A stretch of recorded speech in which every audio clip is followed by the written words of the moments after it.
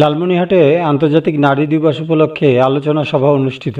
অধিকার সমতা ক্ষমতায়ন, নারী ও কন্যার উন্নয়ন প্রতিপাদ্যকে সামনে রেখে আন্তর্জাতিক নারী দিবস 2025 উপলক্ষে লালমনিরহাটে আলোচনা সভার আয়োজন করে জেলা প্রশাসন ও জেলা মহিলা বিষয়ক অধিদপ্তর। 8 মার্চ শনিবার সকাল 10টায় জেলা প্রশাসকের সম্মেলন কক্ষে অনুষ্ঠিত ওই সভায় সভাপতিত্ব করেন জেলা মহিলা বিষয়ক অধিদপ্তরের উপপরিচালক লায়লা আক্তার বানু। প্রধান অতিথি হিসেবে উপস্থিত ছিলেন লালমনিরহাট জেলা প্রশাসক এইচ.এম. রকিব হায়দার। সভায় বিশেষ অতিথি হিসেবে উপস্থিত ছিলেন স্থানীয় সরকার উপপরিচালক রাজীব আহসান। অন্যান্যদের মধ্যে উপস্থিত ছিলেন অতিরিক্ত জেলা প্রশাসক রাজস্ব জি.আর. সরোয়ার, অতিরিক্ত police super A circle A K M. Fazlul Haque, সহকারী কমিশনার শামীমা নাসরিন, সদর উপজেলা পরিষদের সাবেক মহিলা vice chairman advocate Anjuman Ara Shapla, Lalmonirhat সরকারি বালিকা উচ্চ বিদ্যালয়ের সিনিয়র শিক্ষক শারমিন হক বিথি, বৈষম্য বিরোধী ছাত্র আন্দোলনের নেতৃবৃন্দ, রাজনৈতিক নেতৃবৃন্দ ও প্রিন্ট এবং ইলেকট্রনিক মিডিয়ার সাংবাদিকবৃন্দ।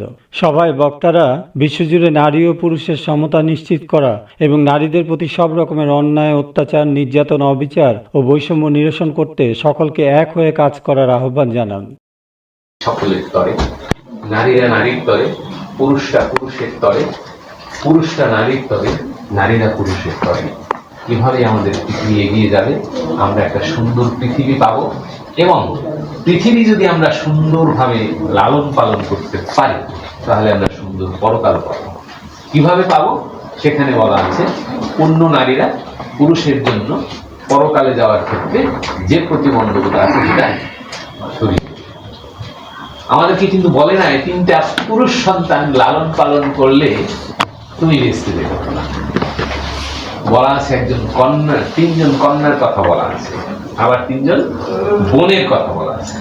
আবার প্রশ্ন করা হয়েছিল নবী করিম সাল্লাল্লাহু আলাইহি ওয়াসাল্লামকে, যার একজন আছেন, 3জন তো নাই, সে তো হতভাগা। তখন বলছিল একজন হলেও হবে। দৈনিক আজকের বাংলা .net